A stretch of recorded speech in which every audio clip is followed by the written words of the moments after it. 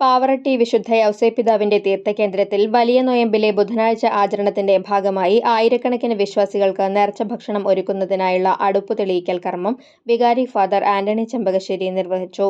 Assistant വികാരി father Franco ഫ്രോണീസ് Cheruthanikkal, father Amal Chazhur, കൈക്കാരന്മാരായ Jaison Vadakkoot, K A. Joson, O T. Joseph Leo, K J. Babu, ഊട്ട് committee convener Xavier Arakkal, secretary Davis Varghese Thekkekara, joint convener N J. Leo, treasurer Albert Tharakan തുടങ്ങിയവർ സന്നിഹിതരായിരുന്നു.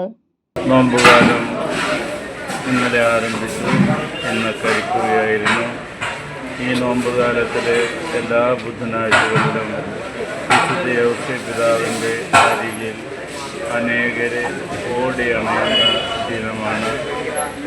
അവർക്ക് വേണ്ടിയുള്ള കൂട്ടുപുര ഒരുങ്ങിക്കഴിഞ്ഞു.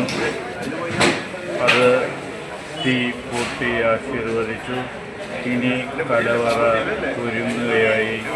ഇവിടെ വരുന്ന 10,000-കണക്കിന് തീർത്ഥാടകർക്ക് ബുധനാഴ്ചകളിലെ ഭക്ഷണം കൊടുക്കാനും മരണത്തിരുനാൾ ദിനത്തിലെ ഭക്ഷണം കൊടുക്കാനും തിരുനാൾ ദിവസങ്ങളിൽ സമൃദ്ധിയായി വിരുന്നൊരുക്കാനും ഈ കൂട്ടുപുര സഹായകമായിരിക്കും.